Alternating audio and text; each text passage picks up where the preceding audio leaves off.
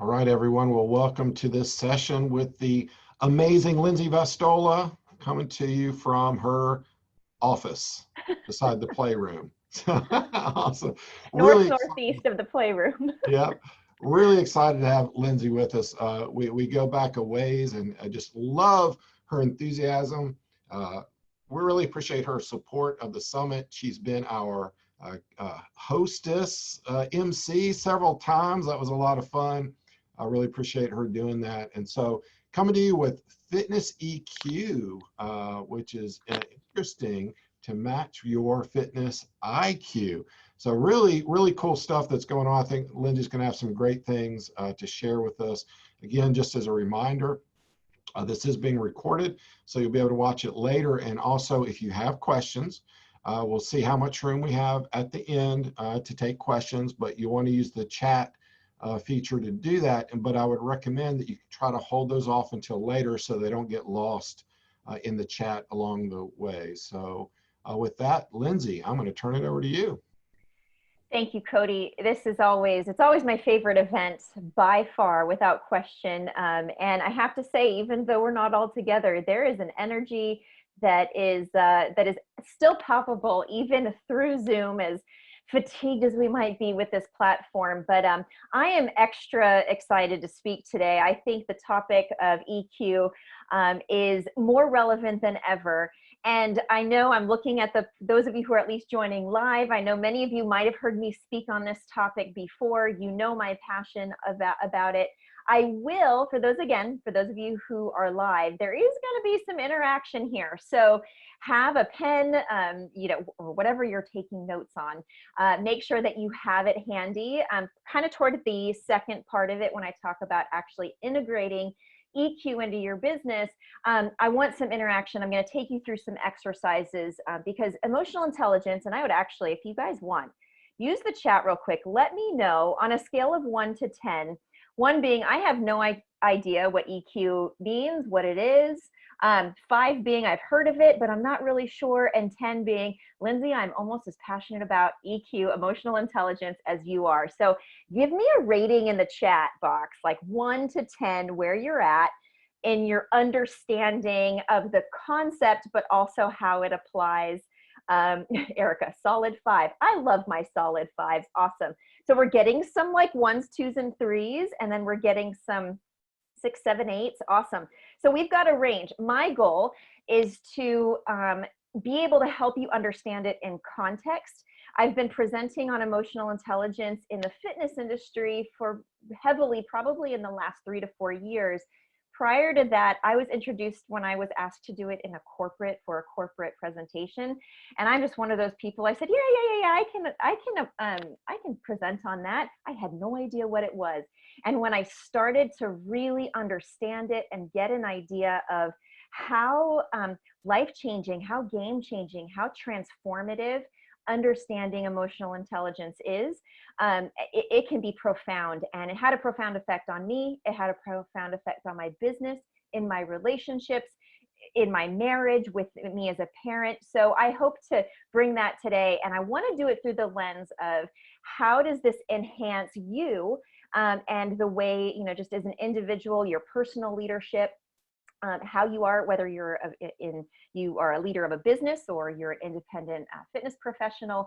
But I want to put it through the lens sort of in context of enhancing your training and your relationships with your older adult boomer clients.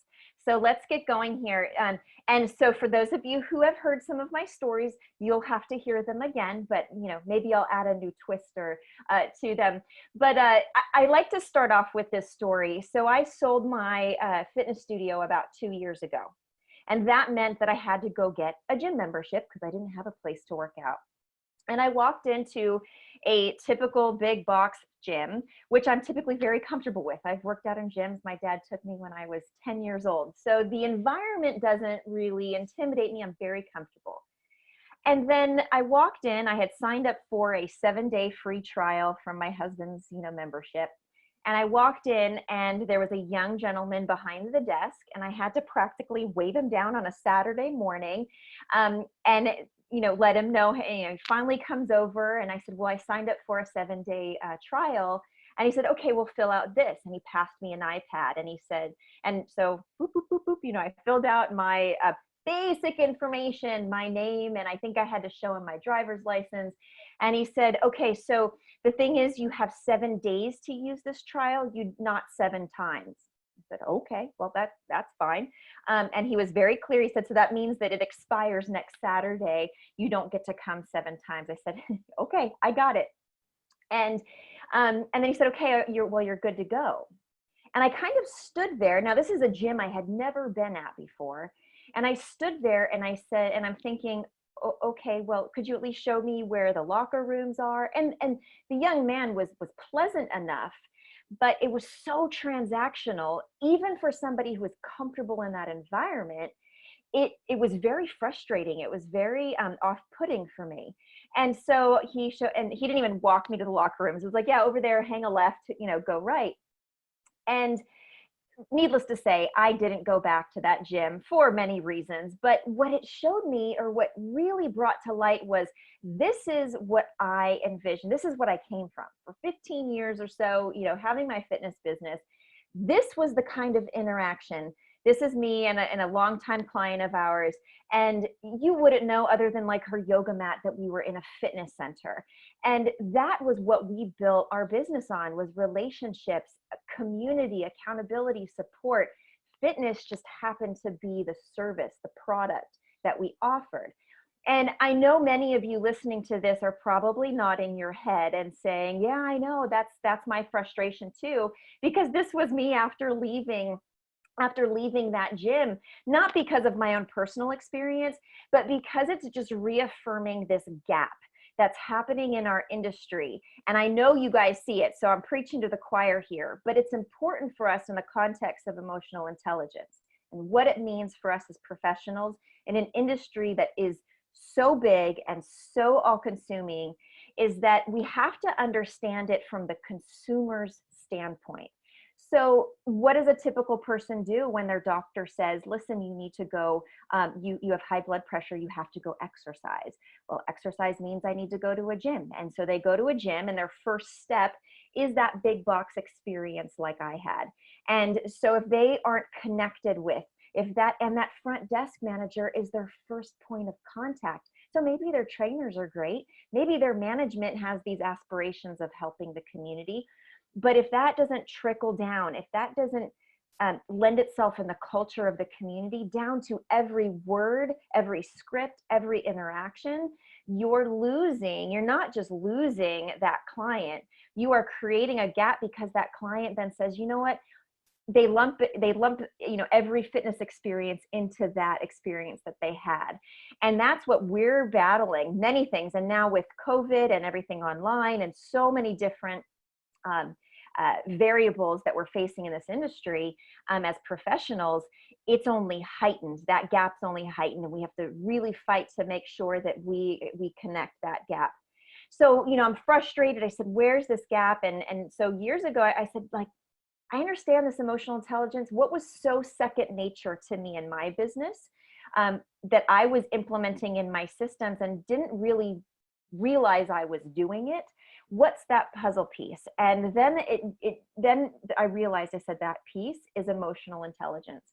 So here's my promise to you, whether you are a 1 or a 10 on the emotional intelligence scale, is today I want to share with you why this is such an ideal time to invest in your fitness EQ.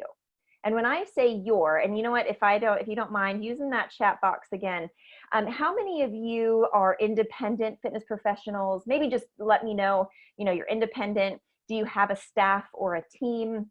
Or if you work in maybe a bigger company, that would be really helpful for me as well. So if you have a team, these are the things that you instinctually know, like, why can't this trainer I hired, why don't they know they're not supposed to say that to a client? It's sort of that gut feeling. Many of you are independent. So this is, investing in your fitness EQ is absolutely powerful and being intentional. If you do have employees, there is a huge gap. I believe recent studies, maybe in the last 2 or 3 years, have found that industries that have the lowest emotional intelligence, that are leaving the most money on the table, fitness is in the top 3. I think the other one is actually the restaurant industry. So, which I use a lot of comparisons to, because if we think about it, we can go to a restaurant and we can have a like horrible experience. And even if the food was good, we are not going to go back because it was the experience with the people. And in fitness, it's just the same. We might give them great fitness. We might be great technicians. We might be great program developers.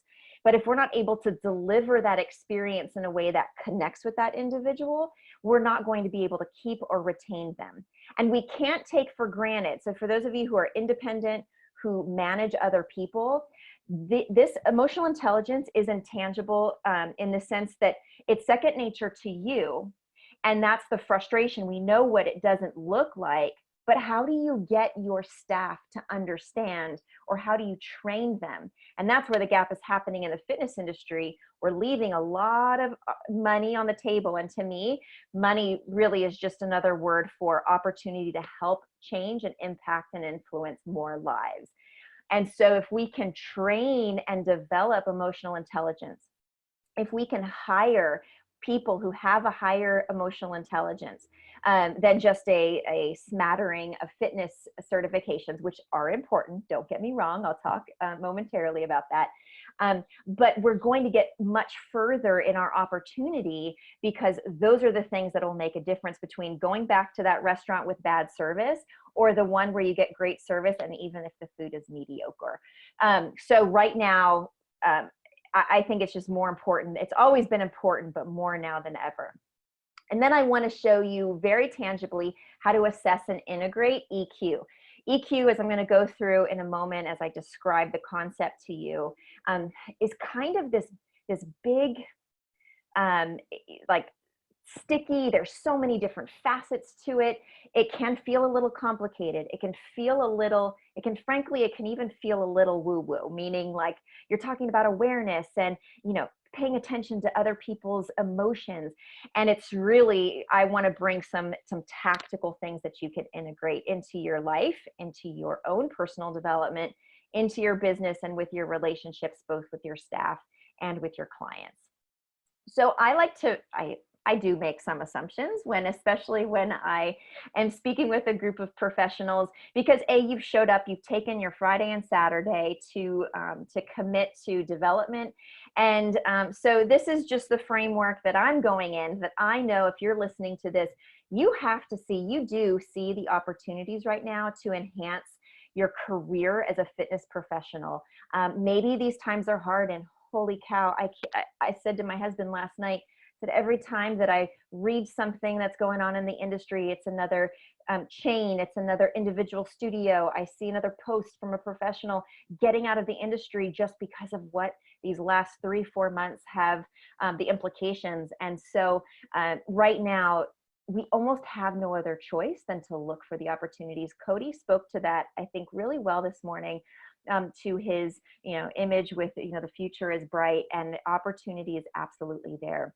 You're in the right place if you're looking for new ways to attract new clients. Who doesn't want to attract new clients? Who doesn't want to keep them engaged? Because we know that means we're getting them better outcomes. And then from a business standpoint, it means sustainability, and even adding new revenue. And I'll show you briefly how you can actually take EQ, build it into your programs and your systems, so that really gives that different experience that you offer.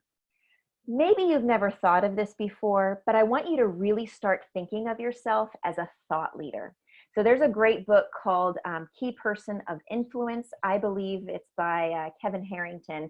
And long story short, basically his takeaway is, you really have to position yourself as the authority in your field, in your community. And part of that isn't just about being the best trainer. It's really about your thought leadership. How do you get people to buy in and understand the value that you bring? And again, I know that FAI, that is something that is a tie that binds throughout all of the education. You're in the right place. Who doesn't want to get better, lasting, more meaningful results for their clients and those that they work with? and really to give you lasting, more meaningful career opportunities. And EQ has an opportunity even to diversify, to make it feel like, okay, I'm not just training, I'm not just doing the grind. That's what happens in our industry to too many. They get burnt out, they get frustrated. They get, how many years can you do 5 a.m. trainings to 9 p.m.? So it's really about offering you some diversity too, which is really exciting. 3 realities that I want to highlight is the number one right now, and this was relevant and true, I believe, before COVID. I think it's extra relevant now, is that fitness businesses, we can no longer compete on fitness alone. And we have to be vocal about it. We have to actually tell consumers, because at the end of the day, I've had multiple conversations with consumers of fitness. When everything had to go online, it really showed what were the intangibles. I had a friend of mine who said, you know, my gym, and she was paying $175 a month. And she said, they keep putting up workouts online, but right now, like, I need stress management. I'm trying to balance work and life, and I'm really overwhelmed. And my other friends who belong to other gyms, they're doing happy hours, and they're doing more community things. They're doing challenges to help them with balance and meditation and mindfulness. And she ended up canceling her membership because she was getting the fitness, but clients want more than that. So we can't just compete on the fitness alone. Boomers in particular, I believe all consumers in the fitness and seeking fitness, but boomers in particularly, they're avidly seeking more than just a fitness solution.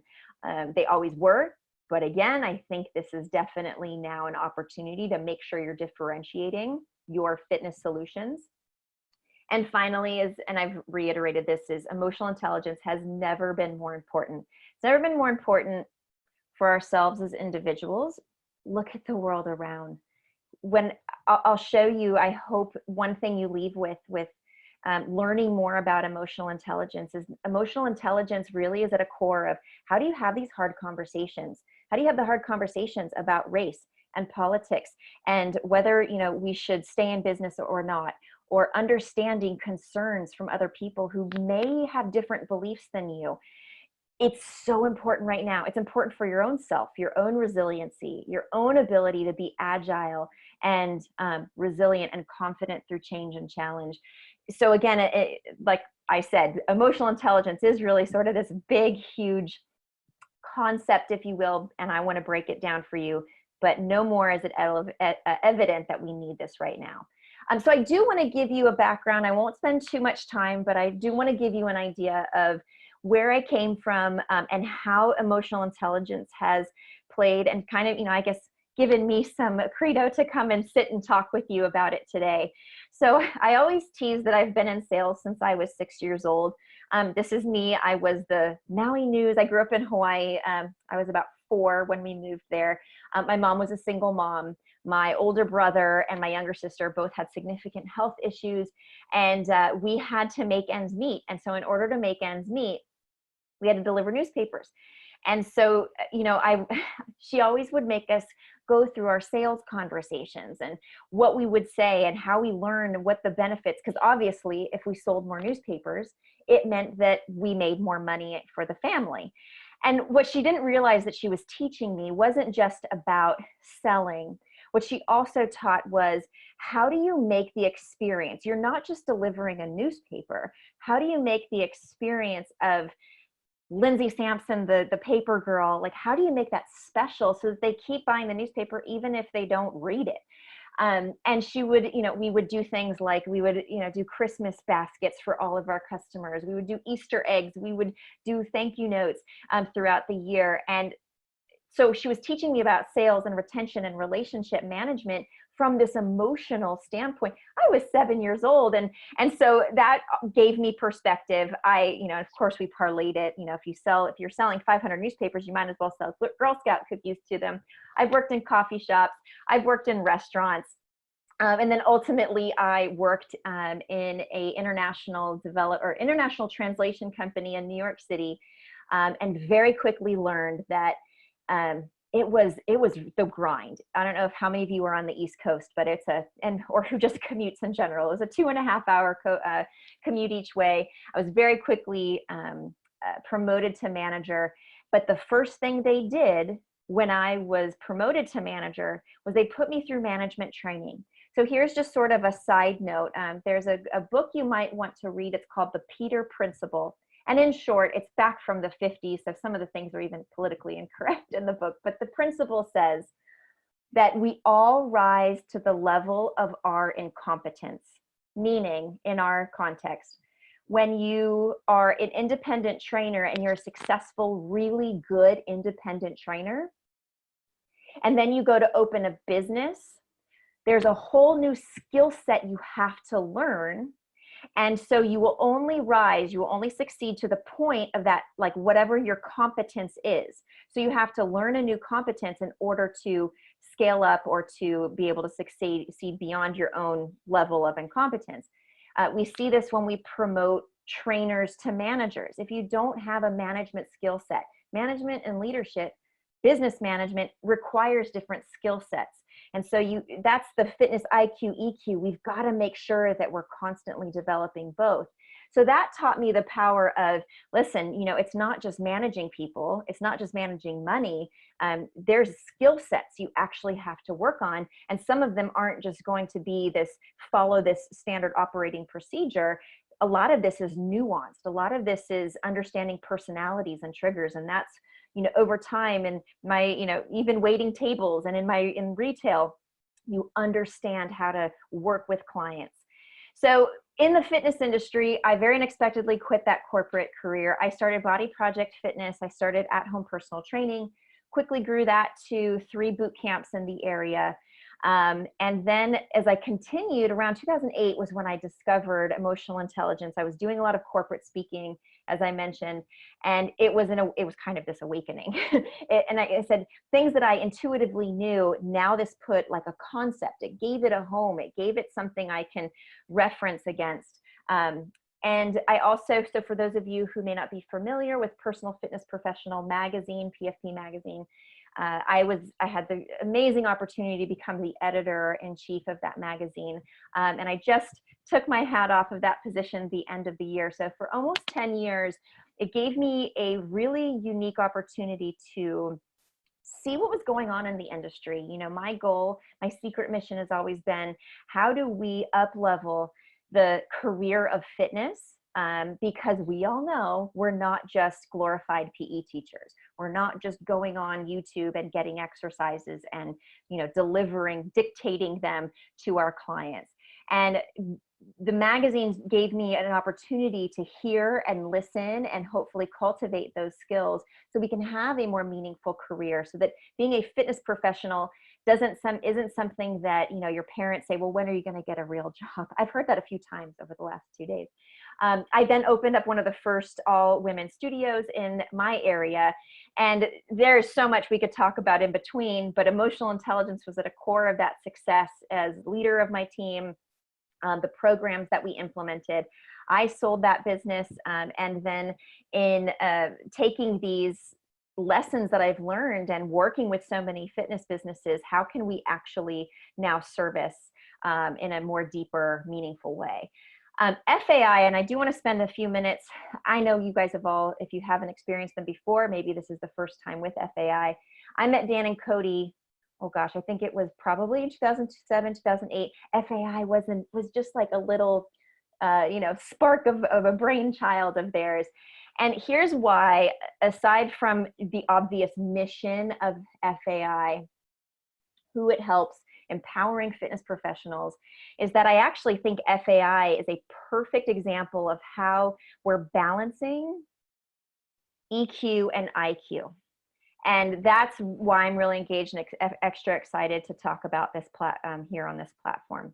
So now what I do, I basically teach what I'd like to think of success-driven fitness professionals, how to create and communicate exceptional experiences.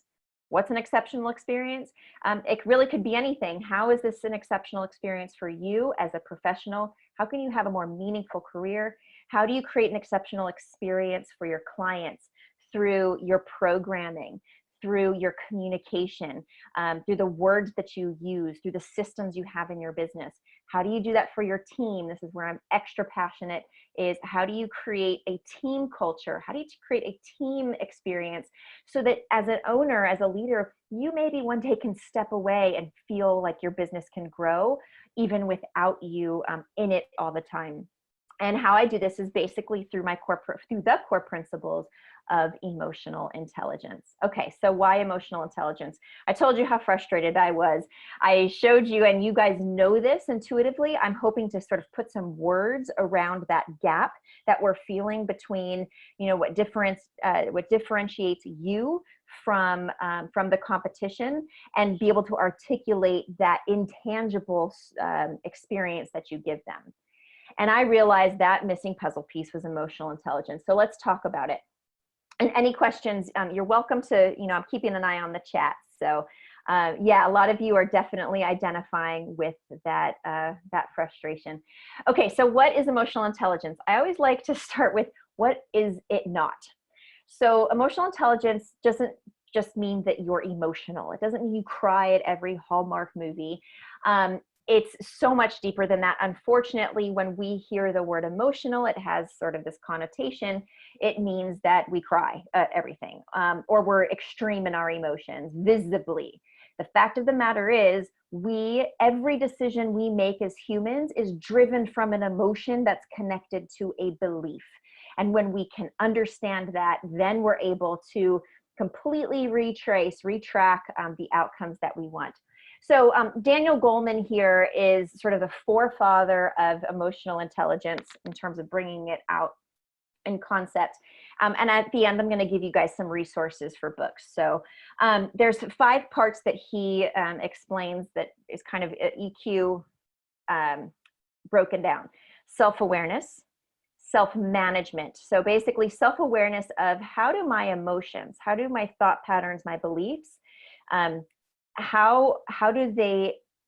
what are the outcomes from those thought patterns and beliefs? Self-management. Okay, I know these things frustrate me. How do I manage myself when I'm frustrated? How do I manage myself when I can't leave my house and I'm overwhelmed with work and you have kids screaming at you? So self-management, I think things that may have never bothered us before, I think the recent events, I think, are probably percolating a lot of these emotions, or highlighting them and really highlighting them in a way we haven't before. EQ is motivation. What motivates us, who motivates us, what demotivates us, and that's really important for us to know as fitness professionals. It also includes awareness of others. So EQ is typically most connected with empathy. So even my son, he's 8 years old. In his school, they call them, I live in Robbinsville, New Jersey, they call them the Robbinsville readiness skills. And these are sort of these intangible skills that they're teaching them, which is, it's wonderful. And of course, I was excited when I saw these 5 Robbinsville readiness schools. One of them is how to become an emotionally intelligent individual, citizen, part of a community. And they're teaching it really through the lens of awareness of others. How do I seek to understand first and then be understood? How can I put myself in someone's shoes or look at life through their lens without framing it through my own lens? God, again, this is so clear right now in our world, how important this is. It's always been important, but I think people are really starting to understand empathy differently or practice it differently, and it does take practice. Understand this isn't sympathy. Sympathy is actually sort of it's not a judgment, but where you're actually reflecting an emotion onto somebody. Empathy is almost like putting yourselves in their space. So there is a difference. And then relationship management. How do you navigate challenging relationships? How do you have conversations with a stubborn staff member? How do you, now relationship management, if you've reopened your studio, when you start training again, what if somebody sneezes? What if somebody refuses to follow the protocol? How do you have those conversations? How do you manage those relationships is imperative. So that's sort of the 5 realms of EQ. I like to look at EQ as in this way, because we think about, we hear EQ, often referred to as soft skills. Now they're calling them essential skills. Sometimes somebody will walk in the room and sort of take the energy of the room, and they'll say like, that person has the X factor, or there's just something about that person. And it has really nothing to do with their credentials or their degree. It's about their presence and their ability to navigate relationships and energy. So your IQ is what I like to, just simply, if you were to think like, what's the real difference here, is your IQ is your resume. This is your credentials. These are your certifications. These are your degrees. This is, the tangible tactical smarts. We generally know IQ. EQ, however, is your impact skills. And I'll dive into what those impact skills, soft skills. I think when you use the word soft, though, it takes away the power that it can hold. So that's the difference. Now, EQ in practice. What does this look like? Empathy, we talked about. Communication is probably the one way that I believe with what we do, EQ in practice through communication is probably the most powerful and most obvious way to see EQ in practice. I'll talk about it a bit later, but for example, in my studio, we knew our clients so well. We knew what words they didn't want to hear, what words that help them and support them. So we had, I call it like something, you could call it whatever, but it's almost like a trigger word list. So we never said phrases like, get in your bikini bodies, or this is to get those tank top arms, because that would actually be very stressful. Our clients weren't there. They weren't there for bikini bodies. And saying that isn't very emotionally intelligent. And while maybe nobody really thinks twice about it, those are those little gaps that you need to fill, because you could potentially lose clients down the road and they can't even articulate why. It's the connection that's so powerful. EQ in practice is how you manage time, how you manage stress. We can see in, this is highlighted right now, how you manage stress. Are you resilient? Are you able to organize, or does it kind of turn people into a spiral? How you work with others, work-life balance. The ones that I have bolded here are ones that I think are particularly important or highlighted right now. How you are as a leader. Are you able to navigate and almost be a chameleon depending on who you're talking to? It doesn't mean you change who you are authentically. You just change the way you communicate with somebody in order to get the best results, a win-win out of that situation. This is a slide I always show, an image that, they've done pretty extensive studies on this, is 90% of top performers have a higher EQ. EQ is responsible, I would argue, probably closer to upwards of 80 to 85% of our job performance. Maybe less, maybe more, but I think especially with the boomers, they're so in tune to communication and what's said. And think about it, most of them are in an era where communication was the spoken word. It wasn't texting. It wasn't, so they're extra, or there's an extra sensitivity to that, the words that have power. And who doesn't want to make more money because of those intangible skills, right? Another visual for EQ, imagine we all have a panel of buttons.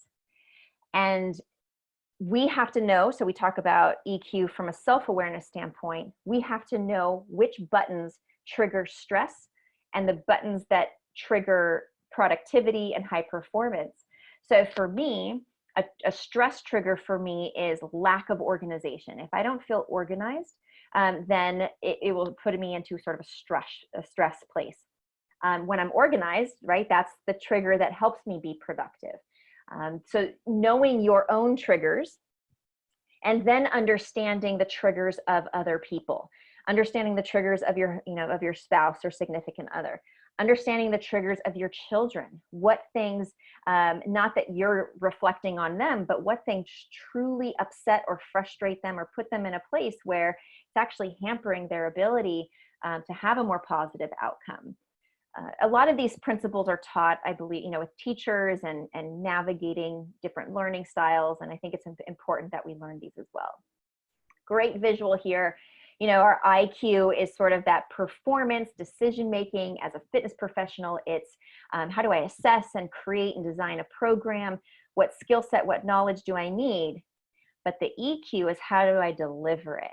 How do I make it? How do I motivate the people that I want so they actually stay compliant to the program, so that they see results and they stay, and it makes, extends their life, or just gives them a better quality of life. Okay, this is what I call it's basically an outcome continuum. I'll go through this because this will be a framework as we go into some of the exercises. We want to think of, outcomes. You sitting here, your client who comes to you with, degenerative shoulder pain, the client who comes to you 15 pounds, 20 pounds, 50 pounds overweight. That's the outcome. That's where we are right now. We have to understand that actions, and we know this, actions lead to outcomes. Not exercising enough, not enough movement, eating too many processed foods, right, leads to the outcome, obvious. The one thing that I think intuitively many of us know, many of us maybe don't know how to methodically train it or communicate it or educate it, is how our thoughts trigger our actions that then trigger our outcomes. And at a core, and this is where emotional intelligence, why it's important to understand the emotions and the beliefs behind our outcomes, that's what drives our thoughts. And it just becomes a cycle. So Cody, I think, and I don't know if Robert Linkle's on right now, but you brought up earlier, Cody, in your presentation, you said, some of us we didn't want to get online. We didn't want to get online and train our clients online. Hi, Robert. Any opportunity to call you out, I will. You know that, right? There was a belief system that said, well, I don't want to train my clients online. And whether this is true or not, Robert, I don't know. I'm just, for the sake of storytelling, many, especially of boomer senior clients, well, they'll never want to train online. It's too much technology. They'd have to learn too much. They love the in-person experience. That was a deep-rooted belief that then turned into emotions and thoughts and said, no, I don't want to try it. Well, except now you were kind of forced into it. And when you did actually put the action in place and the outcome wasn't as bad as you anticipated it to be, now your emotion has changed around it. Like, you know what, this could actually create a positive experience for a client. So that's a self-awareness, right? That's a self-awareness that we have self-limiting beliefs all the time. Self-awareness comes when we acknowledge them and we recognize them, and then we can see how to change the thought patterns and our actions. With our clients, here are the things that they've heard or emotions, and I encourage you to really, and we'll do an exercise in a moment, how do you get to understanding what emotions are driving the thoughts, actions, and outcomes? So in the fitness industry, most of the programming, most of the services center around actions and outcomes. You want to lose 15 pounds, eat less, exercise more, right? Well, then when that doesn't work, what does that create? It creates thoughts of frustration, less than, lack of confidence. So emotionally, it creates a belief, and aside from the brain function where it says, where the brain protects us from future pain, telling us, no, don't diet, don't start an exercise program. The last time you tried that, remember, you failed. So I'm going to self-sabotage, and I'm going to, completely put a full stop on you experiencing anything different. So really understanding this link is really powerful for ourselves, for our teams, for our clients, obviously for our spouses. It's deep. So that's a good visual. We want to understand EQ. How does it affect, as I've already mentioned? How is this for ourselves? How does this, what's the EQ of our client? We know a lot of clients, we say the word awareness all the time. We often use it in context of body awareness as trainers, but there's this intrinsic connection that I know has been spoken about quite a bit between the mind and body, the heart and the body, right? And so that awareness has to happen holistically. With your staff and coworkers, understanding the motivators. Not all staff, not everybody's motivated by just money. So this is a mistake I see with employers when we sit down and we're looking at their staff culture and their team experience, is the first thing they're thinking, well, I can't pay them anymore. Well, maybe money isn't their motivator. So for staff or employees, motivator, money is I think it's number 3 or 4. First is opportunity for growth. Then it's opportunities to grow their career. diversity and being able to move on to do different things, I think then it's money. And number 4, oddly enough, is snacks. So just give your team snacks and you'll keep them happy. But you've got to understand that about people individually so that you can tailor your management and your leadership, just like you do with clients. They're driven by different things. EQ in your company. What's the culture? So this is when you think company culture. Embedded in that isn't just your programming. When you say people come for community, or our business is really about the community, in essence, what you're saying is we are highly emotionally intelligent. We understand what our clients need. We on a more than just fitness.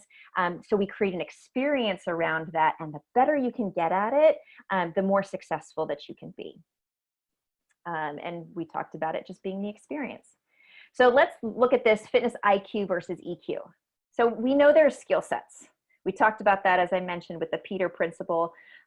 We know you're here because you know you can always learn. But let's just say in generalities, fitness IQ. If I want to become a personal trainer, what are sort of the rough framework of skill sets that I need to understand what I need to do in order to deliver or to be a competent fitness trainer? So you got to understand how to assess movement patterns, mobility, balance, so on and so forth. Then you've got to understand how to interpret the data that you get. Then you design your physical fitness program based on wants. And I mean wants, you can interpret this as goals as well. So the client wants to lose weight. The client wants no more back pain. So you do your assessment, you take the data from their assessments, and then you say, okay, your goals, no back pain. Here's a program I'm going to create for that. And you determine frequency and so on. Then you implement those fitness sessions, your sets and your reps and so on. And then you adjust. You look at your programming, but you're adjusting to physical progress. So they have, additional movement, or there's another imbalance, or whatever it might be, but you're constantly tweaking their programming. And that's a good skill set, rough framework for a competent fitness professional. But here's the thing. We all know those trainers who have a list long of credentials and certifications and PhDs, yet when it comes to engaging clients, or we say, how did he just say that? Or she should know to not act that way around their clients. And that's where fitness EQ comes in. So same framework.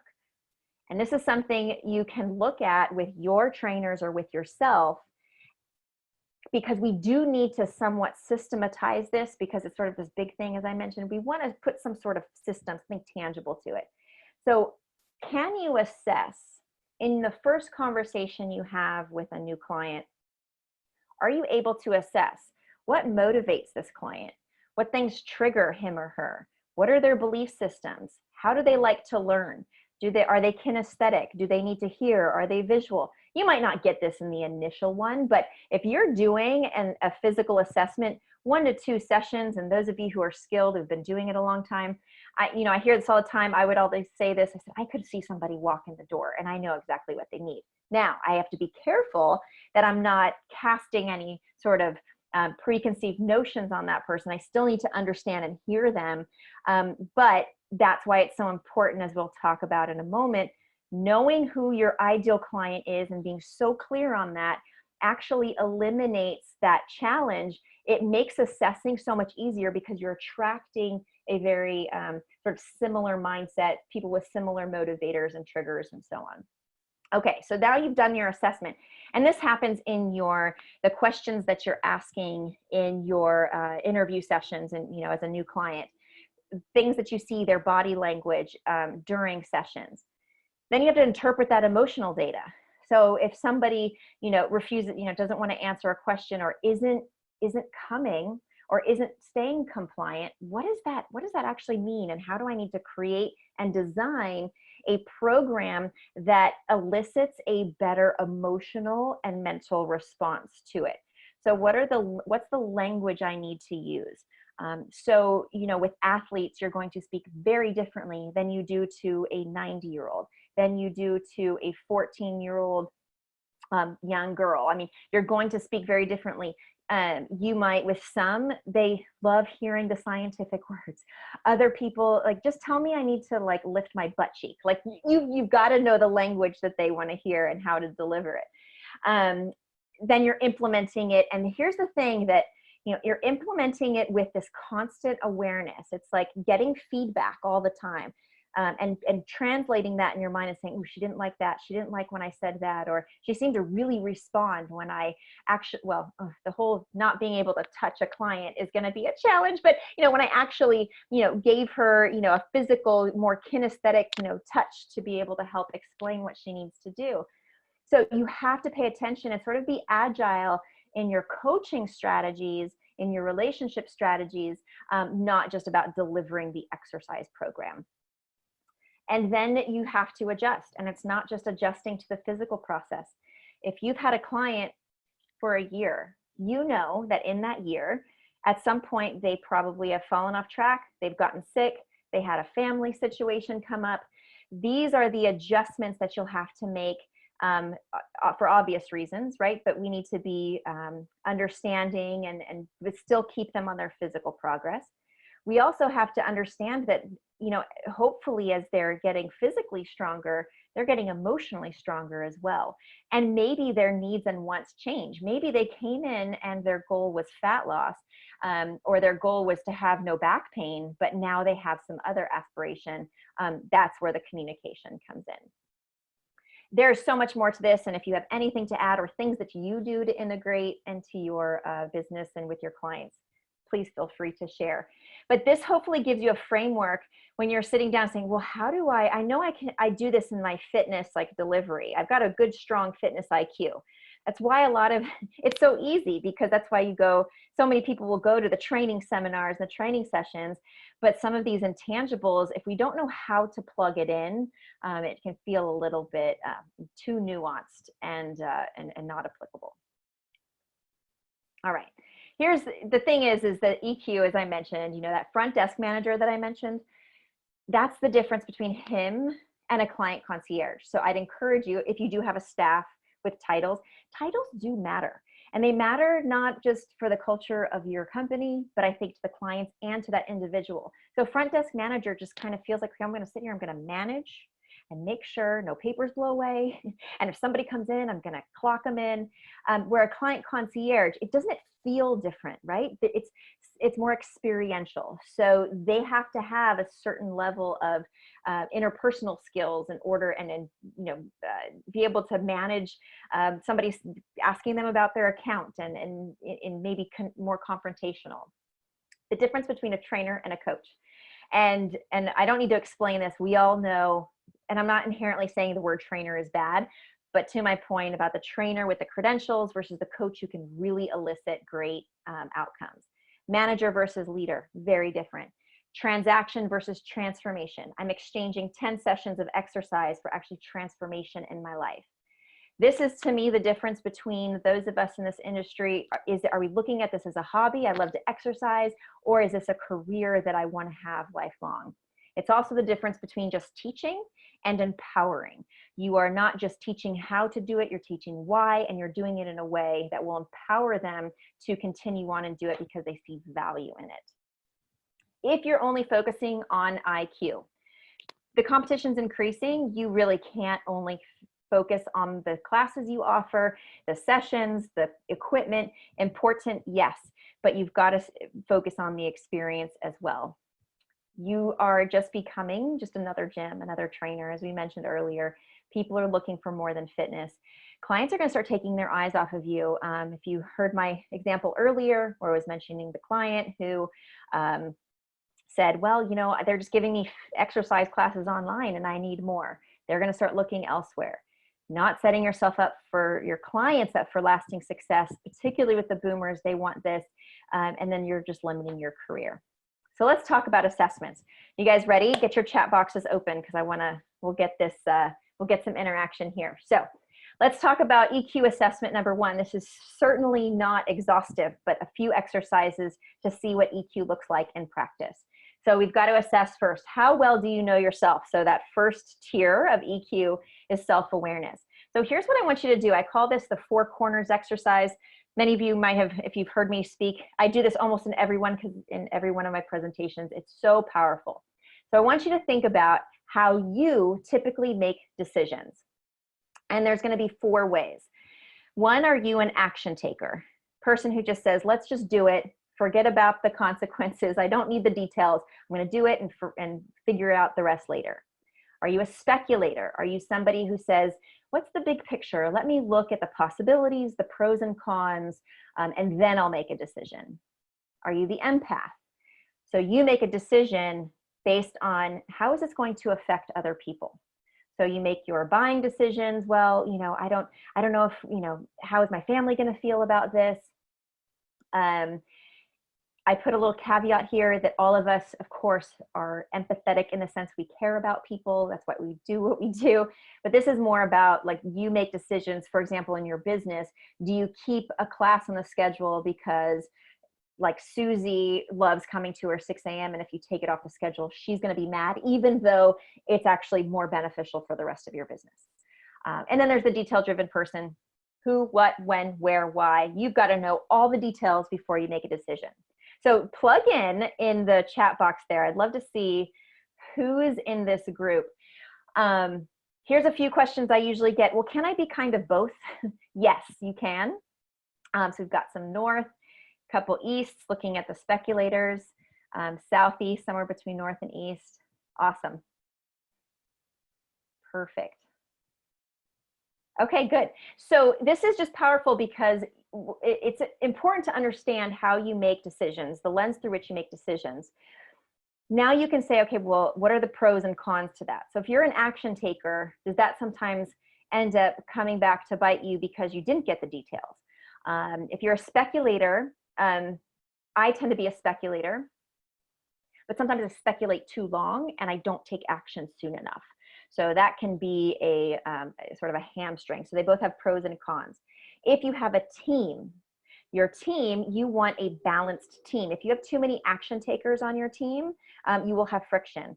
If your team doesn't, I do this when I do team trainings, I have everybody on the team do this, and then they can understand, like, oh yeah, no wonder, you know, I'm an action taker. No wonder I get so annoyed with John because he's like, what, when, who, where, why? And I'm just like, take the action and do it. Now we can actually communicate because I understand how they make decisions. With your clients. So I know this, you know, we have this in sort of the section of self-awareness, but now apply it to our next is, how well do you know your clients? So take the client that is the thorn in your side, and I know we all have them. So who, like, where do they fall? Sometimes it's the detail person, like, well, why am I doing bridges again today? If you understand, they might get under your skin, or you might find yourself, that emotion that arises is like, well, I don't need to know all the details about the membership. Just like, tell me the broad strokes and I'll sign up, right? So understanding this is sort of a quick way to look at interactions with clients and your staff. So to that point, how well do you know your clients? You can almost assess this immediately in that first interaction with your client. So if somebody keeps asking you 100 questions, instead of you getting annoyed, you can in your mind say, okay, this person needs answers to a lot of things. How can, yeah, Joseph says those clients are West. Yeah, they just need all of the information. But I used to find I would get so frustrated with it when I just need to acknowledge, I need to be more emotionally intelligent and understand that if I want to get, our win-win is for me to bring them on as a client because I believe I can help them, and for them to understand the value that I bring. So how do I need to communicate differently? She's asking me a bunch of questions. She wants to know where she puts her mat. She wants to know, does she have to take her shoes off, right? I'm going to communicate with her very differently than I would the person who would actually be annoyed if I got into all of those details. I'm going to switch real quick here to show a quick video. Some of you guys have seen this. This is always a good one. So give me one moment. I want you to think about this in the framework of our clients, ourselves, and how powerful emotions are. So somebody give me a cue if you can't hear this. Good morning, everybody. Thank you for being here. Motivation's never here. Audio I get good? to the Somebody give me a meetings in the thumbs up. morning And I'm forgetfulness. Like, motivation is never here. Let's see, everybody else here. Good, good, good. Where's procrastination? Son of a... I'm here. I'm here. I'm here. Sorry. Sorry. Okay, let's see. So Tip wakes up in about 20 minutes. She's got a pretty exciting day ahead. She's got Sarah's birthday cupcakes at school, birthday party tonight, and she has to prepare the fundraiser forms for the PTO meeting tomorrow. So, how can we this up? Already on it. So last night she wanted to lay out the kids' clothes, so she was like ready in the morning or whatever, and I convinced her to watch The Walking Dead instead. Ooh, very good. Okay. People still watch that. I'll tell you what, after Glenn died, I just... What? Glenn died? Yes, anxiety. Glenn died. You weren't there that night. Depression was there and did a great job, might I add. She didn't get out of bed for 2 days after Glenn died. She really wanted it to be that redheaded guy. I know. But anyway, good. So she'll be a psycho in the morning. That's perfect. I can remind her of all of the crap that she has to do. Same as always. You got to do this, you got to do that, but say it in like a really panicked voice so that she gets really overwhelmed. Good anxiety. Good. I'll come in and drain her desire to do it. Yes, depression. Good idea. This is good. I like how we're working as a team, guys, okay? She's also supposed to be starting a diet today. So addiction, I need you to show up. Make sure she walks by those almond scones when she goes to pick up the cupcakes for the school, okay? She can never say no. Got it, boss. When she's done, I can remind her what a failure she is, in case she forgot, and just let her know she'll always be wearing maternity pants, even when she's not pregnant. She can't control her. And then you come in and make her panic. I can continue just listing things off. You know what I mean? In like a really panicky.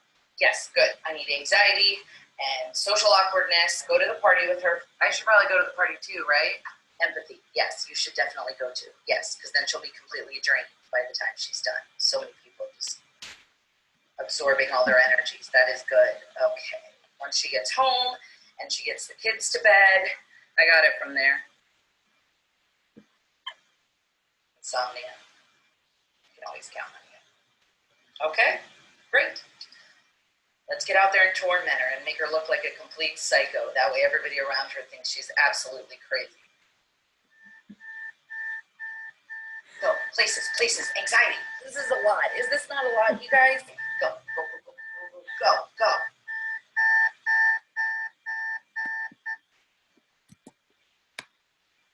Isn't that a stare? Let me reshare here. So I can tell you, I laugh every time I see that, and I've shown it a lot. So here's, so to that point, show this to your clients because it actually gives them an idea of like what's actually helps them understand what's going on in their mind. But we're experiencing things like this, whether it seemed extreme or not. Emotions drive our behaviors. So do you know your clients? What are the triggers, right? So when I ask people, I say, oh, well, who's your ideal client? Who do you serve? I usually get the, 55 to 65, the senior person, or even things like, the person who has Parkinson's or, recovering or coming from PT. The thing is, those really are demographics. We can't emotionally connect with demographics. We all know that not every 55-year-old person is the same. We need to understand the psychographics. We need to understand what drives their behaviors. And the way we do this is by understanding the buttons that push them. So for example, look at your programs and look at your clients. Make sure, one thing I learned was my clients were busy. They were working professionals. They had kids, they had jobs, they were community worked in the community. If I created a program that actually asked them to do too much, meaning, well, you have to fill out this food journal and you have to check in 5 times a day and come to 4 different workouts, that would actually overwhelm them. That would trigger stress, and their response to stress would be just to shut down and not show up. So how can I graduate them and do it in a way, and that's an emotionally intelligent or a program that is developed in an emotionally intelligent manner. So it's absolutely applicable. It is a funny one. Okay, so assessment number 3. So first was assess yourself, and these are so like just scratching the surface. Number 2, understand your client. 3, this is more like applicable business-wise, is get crystal clear on who you serve. Looking at those psychographics, list them out. I'm going to go through an exercise in a moment, but who do you serve? And maybe as important, if not more, who don't you serve? Don't try to be the food court of fitness. I love making food and restaurant analogies, right? You go to a food court, there's a smattering of options. There's trying to service everybody. What's the quality of the client, right? Is it the person who's going to pay a higher value? No, they're going to Ruth's Chris Steakhouse because Ruth's Chris does, they might not be the best example right now, but you get my point, right? They do steaks, and they do steaks really well. They're not trying to attract vegetarians. They're not trying to attract somebody who wants fish and hot dogs. They are attracting somebody who wants that very specific experience. And understanding who that client is makes you be able to connect and communicate very clearly, so you're not trying to talk to 10 different types of clients.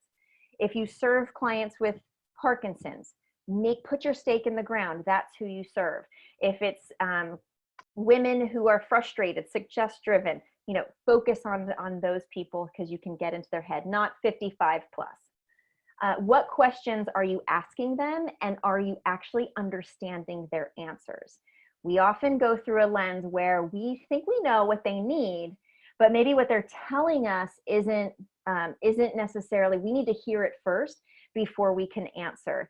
So this is where, sales scripts and things, they can be helpful as a guide, but they will turn off intuitive emotional communication when you aren't really listening and putting that in. So what questions? We're gonna go through that in a moment. Do your services match your client's needs? This is to the point of, are you creating programs that really understand and are empathetic of what your clients' trigger points are? What are their frustrations? Why did they fail in the past? What programs did they do? If they're coming from physical therapy and they're coming to you, why did they not like their physical therapist? Did they make them come too long, too many days a week? They didn't pay attention to them?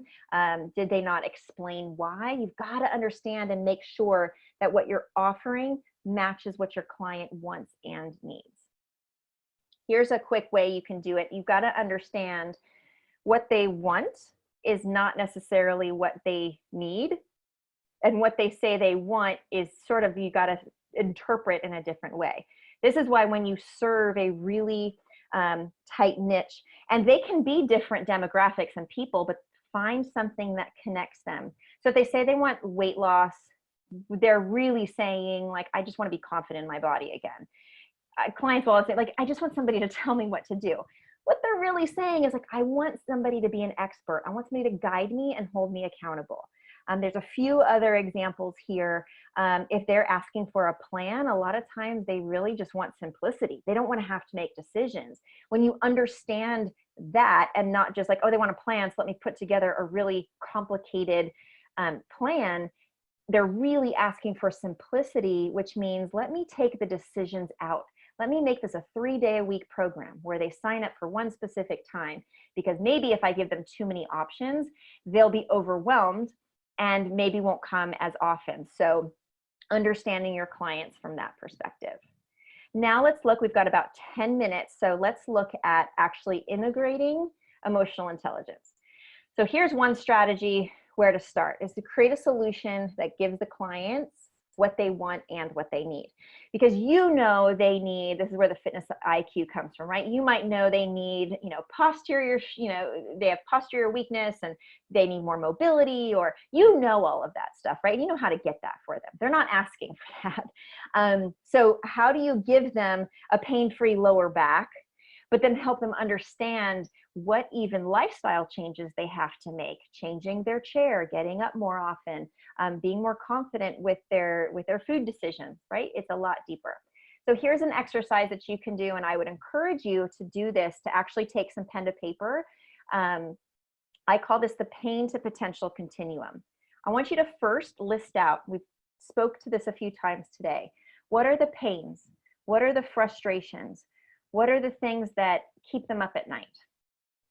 And this isn't their shoulder. They can't sleep on the shoulder, so they can't sleep at night. This is, I just want to get down and like play with my grandkids. I want to be able to go travel when I retire. I want to get off certain medications. I don't want to be dependent on, or a pain is, I get so frustrated because I've been to so many doctors and nobody has answers for me. Make this an exhausted list because this is what's going on in their mind. Then you write down on the other side, you write their potential, which is just the opposite of their pain, right? They can get down and enjoy time with their kids. They can travel with ease, their potential. Now you say, okay, becomes your story. I took a client who was on, I think it's Dan's story, and he talks about like the client who just tied his shoe, and that was such a powerful moment when he realized, how did Dan get him from that pain to the potential, the pain of not being able to tie a shoe, to the potential of tying a shoe? And that's your solution. That's the value. Is it through your 3-time-a-week program where you do check-ins and you have coaching alongside of it, right? That's the tactical part, but you have to get to the emotional part to really understand how to deliver it. The words you use, the marketing language, so that you can appeal to that. This pain list actually becomes almost like bullet points in your sales conversations. So when somebody comes in and you can kick off the conversation, say, listen, a lot of clients come to us and they're frustrated because they can't play with their kids. They feel like they're in a body that's not theirs. They don't feel confident anymore. They're overwhelmed by the medication. And the other client, because you've attracted those people, they are like nodding their head, like, how'd you get into where'd you get into their mind? Randy, you asked, I think this is poignant, is the potential different from their goal? Yes. Yes and no. This is what you know that they are capable of. So they're in pain. Their potential is that they are not in pain. They can't get up and down off the floor. They can get up and down off the floor. So these are all like part of what they're calling goals, but this is just like their potential. They're sort of their better version when they go through your program or solution. So that's how you create, like, what's your signature? You start there and all of your language comes from that. Oh, Robert Linkle, you're killing me. Okay, number 2, ask better questions. Questions are powerful. I'm going to give you a few sample questions, and I have a list of 10 that I'm sharing with you guys to download. So you've got to understand first. We talked about this, then to be understood. Okay, instead of asking, what are your goals? This is such a typical question that we ask. I'm not saying don't ask this question, because you do need this question because they're expecting you to answer this question, but here's something I want you to ask instead. How do you want to feel? Because then this leaves it open-ended, like, I just want to feel confident again. I want to feel strong again. What are your goals? They're actually, this is how the human mind will work. They have been conditioned to think that you are expecting a certain answer. You are expecting them to say, I want to lose weight. I want to be strong. They're kind of stock answers. They've not been fed stock answers of how they want to feel. So you have to ask the goals question, because if you don't, they would feel like you're not, because they've been conditioned. That's an important question, but don't put as much emphasis. You're not understanding what's going on in their mind emotionally. If you ask them how they want to feel, instead of asking what worked for you in the past, ask them what programs or plans in the past did you enjoy? It's because Weight Watchers might have worked for them. Jenny Craig might have worked for them. Physical therapy might have worked for them, but they didn't stick with it. They actually didn't enjoy it. And if they can tell me, I really enjoyed jazzercise, this tells me they like a group and they like energy, and I'm going to be able to direct my conversation that way. These are some other questions. Greatest frustrations. What programs? I think I mentioned that one already. What are your frustrations right now? You'll get so much insight into what's going on here. This is where, like, sales conversations become easy. They just become conversations for you to help them. Communication systems. We're wrapping up here, guys. Intentional. So I hope that makes sense. But communicate all 4 corners. So the Northeast, Southwest. You need to speak differently to each of these 4 people. So differently meaning different words or different ways to communicate. The action takers want a summary. So in your emails, right now is a great example. You're probably communicating a lot of changes. Action takers, you need to put something very succinct. I'm not saying you're sending different emails to different people, but in your communication, you can be very quick and to the point. You highlight bullets, to make it so the action taker can just look at the high level. speculator will just want to look at that high level. Detail driven, they want to know when they put their mask on, when they wash their hands, how often everything's going to be cleaned. You have to include that, but organize your communication in a way that appeals to each one of those. You also need to understand not everybody communicates in the same format. Not everybody's going to be engaged on Facebook. So don't ask for like responses on Facebook. Some might be by surveys. They want to be more anonymous. So you have to do it in a variety of ways. Create your own language. I mentioned earlier, what are the words you know your clients never want to hear? That's just part of getting old, or there's things that they should never hear because it'll trigger frustration. Buffer words, these are the things you sort of say instead. For us, we never said modification. Modification always felt like I could see in their mind, it made them feel like they weren't able. So we would say, like you could say different adjustments. We never used level. I'm completely blanking on the word that we used instead of modifications, but varieties even. The tone you use, alternatives is a great one. Perfect, thanks Randy. I know there was another one, layers. See, we've got a good one here. You guys do this intuitively, but communicate this with your team. You can't afford to have one of your staff members use a word that may trigger, and that creates continuity in the culture, in your culture as well. Your tone, your body language, how you deliver your service. That's all emotional intelligence in practice. So what's next? Assess. There's tests online, literally, if you just go in and emotional intelligence quiz. There's some free, some not, but it gives you an idea of what it is. Keep learning, listen, practice, and train these things, train those conversations. Here's a couple resources. I think we're right on time here. This is a list, so more on those questions that I had shared. If you go to 10betterquestions.com, just put in your name and email, and you'll get an email with a quick download. It's a one sheet. It's really cool. You can share it with your team. Maybe it might help you tweak and change your intro when you have your new client conversations. Here's a couple books. There's so many, but these are some of my favorites. Just Emotional Intelligence, Why It Matters. Mindset by Carol Dweck is fantastic. And the iconic book of 7 Habits of Highly Effective People. I hope I gave you a new perspective, not just about our credentials. We have to be credentialed, educated, knowledgeable fitness professionals, but we have to know how to deliver it so that we can get better, more meaningful outcomes for our clients, understanding that we are dynamic humans that are run by emotions.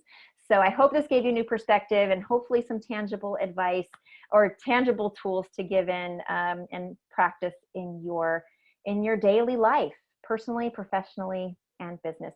Thank you everybody so much. Here's my email. I know we're right on time for any Q&A, but I hope that this was helpful. Please reach out if I can be of service.